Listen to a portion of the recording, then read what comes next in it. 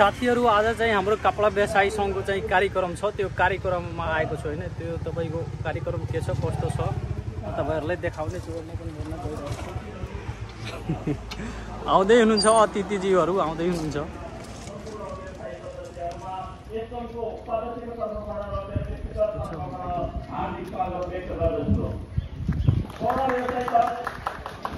गोपालपुरको स्थापना 2067 सालमा हामी 29 जनाको सदस्यताबाट सुरु भएको यो हाम्रो सङ्घ आज 11औं साधारण सभा गर्दै गर्दा हाम्रो सदस्य संख्या 61 जना हामी सदस्यहरू एकजुट भएर हाम्रो सङ्घ अगाडि बढिरहेका छौँ।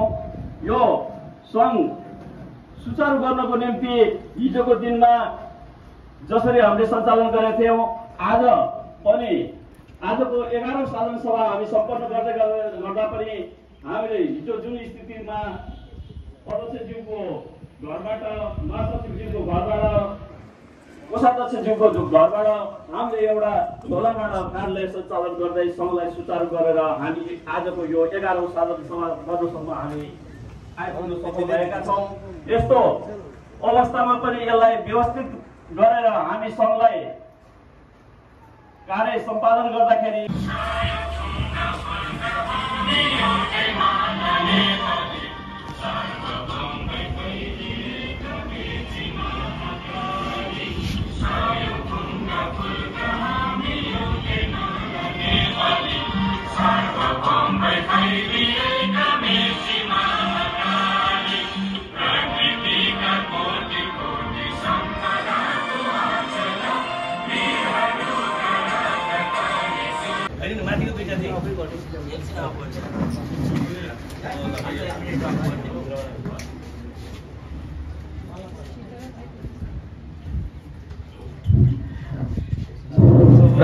तालीले पनि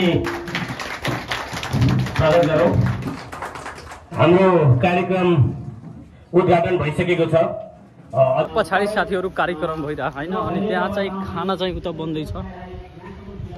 त्यहाँ जाम खानामा के छ के तयारी हुँदैछ त्यो देखाउँछु। कार्यक्रम त तपाईहरु हेरिसक्नुभयो।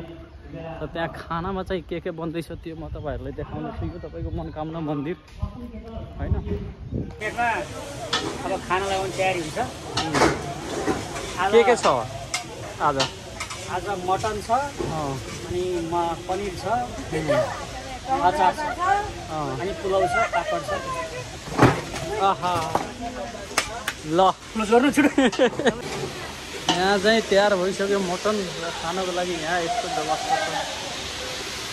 यसमा चाहिँ कार्यक्रम पनि हुँदैछ। खानको लागि एकदम राम्रो व्यवस्था छ। यति तपाईहरु हेरिसक्नुभयो। यहाँ चाहिँ काम चाहिँ भइरहेको छ हैन। यहाँ चाहिँ मटन रेडी छ। सबै चुलहरु पनि लागिसकेको रहेछ।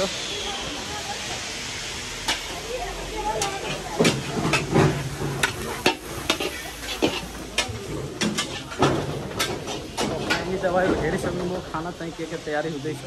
तब काम भइरहेको छ। त्यही भएर ब्याकग्राउन्ड ग्रुपको आवाज आइरहेको होला। अब जाम अब कार्यक्रममा एकछिन बस्छु सुन्छु अनि खाना बेलामा खानाको भिडियो बनाउन सक्छु कि सक्दैन त्यो म तपाईहरुलाई पछि बताउने छु। कार्यक्रम तपाईहरु त्यहाँ भइरहेको छ। कार्यक्रम ठाउँमा जाँदैछु। मनोकामना मन्दिरको भ्यू यस्तो छ।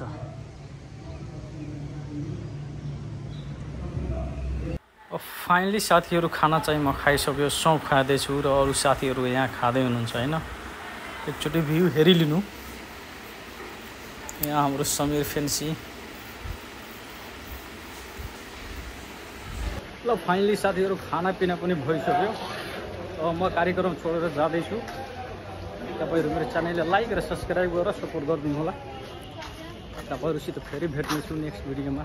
जबसम्मको लागि बाइ।